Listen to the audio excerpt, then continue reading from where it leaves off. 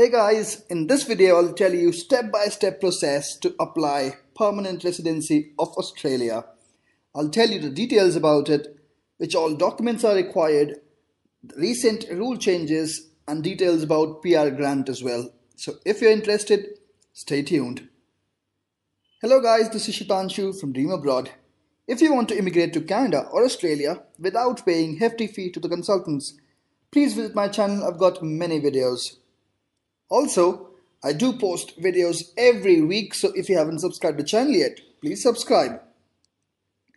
Now let me tell you that I've divided the complete process into 5 simple steps.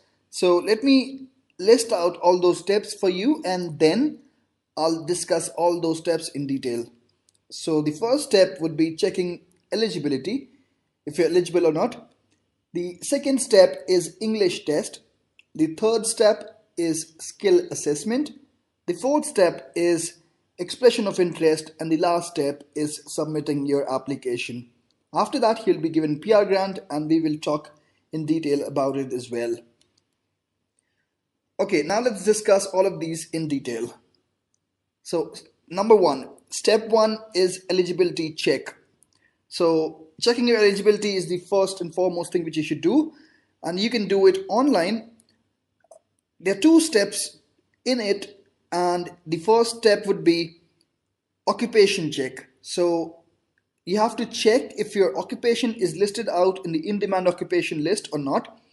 Now they've done the categorization and most of the occupations are listed out, so you don't have to worry, your occupation will be there. The number 2 is points check. Now you have to check your points in the points table. Points are awarded based on the various criteria like age, your work experience, your English proficiency, the state sponsorship or other factors as well.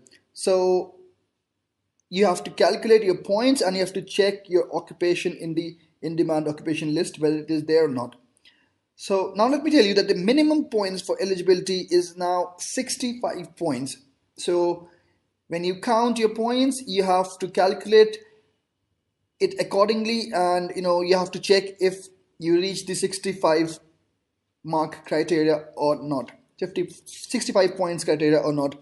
Now this 5 points actually got increased on 1st of July 2018. So before 1st of July until 30th of June 2018, the minimum requirement was 60 points. So of course they have kind of made the process a bit tougher, but I'm sure they were getting many applications, and most of the applicants sometimes have have points above 60, so they've kind of raised the bar.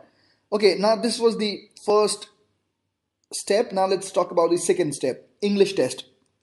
The Australian immigration system accepts a number of different internationally accepted English testing systems to measure the rank applicants overall English ability. So you can go through IELTS, you can appear for PTE academic, you can appear for OET, which is occupational English test, you can also appear for TOEFL IBT, you can also appear for Cambridge Assessment English, which is CAE. So obviously there are like 5 different tests. You can appear for any one of them, and according to the score which you get, you'll be awarded points, and you'll get the points and you'll be ranked in their queue. Okay, now step 3, skill assessment. This is very important and very crucial, so please pay attention now. Every occupation has a designated skill assessment authority linked to it, and skill assessment can be conducted only by that authority. Now let's suppose, okay, let me just show you which all authorities are there. So for software engineers, there would be Australian Computer Society, which is ACS. For electrical, mechanical, civil, biomedical and other engineers, this Engineers Australia. Skills related to medical field, there's Medical Board of Australia. These are just 3 examples. How you can find it: when you'll find the occupation, you'll actually find the assessment body over there, assessing authority over there. So it's very easy. I'll explain it to you in detail in my next video, how to find it. So, Skill Assessment Authority is an organization which is responsible for comparing skills, education, and work experience of a visa applicant to Australian standards. Documents related to education and work experience need to be submitted, and payment of around 500 Australian dollars needs to be done at this point. Now, this may vary from one organization to the other, but this is just the rough estimate of the payment. Documents for education includes mark sheet and degree certificates, and documents for work experience include reference letters, affidavits, and work experience letters. So I'll make separate videos for all of these steps. So I'll discuss all these steps in detail. So this was about skill assessment. Step 4, expression of interest, which is also called EOI. So EOI is a method of showing your interest in applying for a skilled visa to migrate to Australia. It is an online form in Skill Select. Now, Skill Select is an application, so you need not worry about that. It's an online form in Skill Select which asks a series of questions about your skills depending on the visa subclass you select. So there are three visa subclasses: visa 189, visa 190, and 489. So you have to select your visa subclass over there. Details related to education, work experience, family, skills assessment, and language test are supposed to be entered while you're filling up the form for your EOI. Now, based on the information provided in the application, points will be calculated by them. So earlier you calculated your points according to you through the points table. Now they will calculate and they will assess you. Based on the number of points and in-demand jobs, you will get an invitation. There's no timeline decided for this invite, so probably someone who has got 75 points, there are high chances that he or she would get the invite first. Somebody with 65 points would get it later on.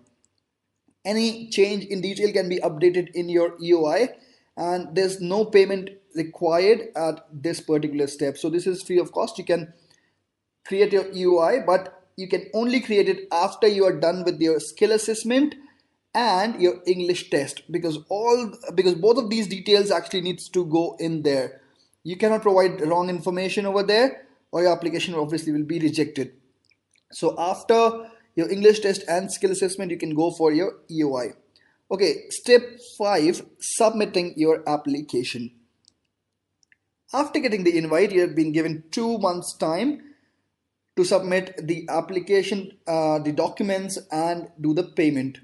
Now, I suppose earlier it was 3 months because it was divided into two parts. You have to do the payment first, and then after that you were given around 1 month time to submit the documents. But now it is 2 months time you have been given to submit the documents and do the payment at the same time. So payment of around 3,670 Australian dollars is required for primary applicant. The half is for the spouse, and 1/4 of the primary applicant is for the children, for each child. Documents which are required, very important. So there are three categories of documents. The first one is the personal documents. You need be required to submit the birth certificate, the passport pages, educational documents, identity document issued by government, marriage or divorce certificates, and police clearance certificates as well.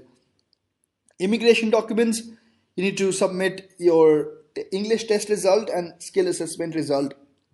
Now, earlier when you submitted the EOI, they didn't ask for any document, right? So they did ask for the documents in the skill assessment time, but not at the EOI time. So you just entered your details, and obviously you should have entered the right details. They would be matching it with your English test result, the reference letter which you get from IELTS or any other authority, and the skill assessment result as well. Now, work experience documents, you should be having your appointment letters, your experience certificates, income tax documents, promotion letters, leaving letters, and salary slips from all the employers. Once a case officer has been assigned, you'll be asked to go for your medical examination, and this will be for all of your family members, whosoever is going to Australia. Okay, so guys, this was the 5 complete steps how you can, plan your PR application to Australia. Now let me tell you something about PR grant. So after you submit the application, it might take several months for a decision on your application. Generally varies from one visa subclass to the other subclass. I'll make separate videos on that. So let me tell you about the processing times. It's letting like 4 months to 7 months, something like that. So I'll tell you in detail in different videos. If all your documents are correctly verified, you would be given a PR grant or visa grant notification letter that explains the conditions of your visa, including the period of validity and entry requirements. So you'd be given a timeline in by the end of that validity period, you have to reach Australia, land Australia for the first time at least. You can come back obviously, but you have to land there for the first time in that time of period. Also, you the visa stamping and passport is not required, like in the case of Canada. It's not required here, as Australia works on e-visas now, and your visa would be checked through an electronic visa record, which is obviously an e-visa. So guys, this was it. This was the 5 steps and details about PR grant. I would be uploading more videos on each step one by one from this week onwards, starting from the eligibility check. So thanks for watching.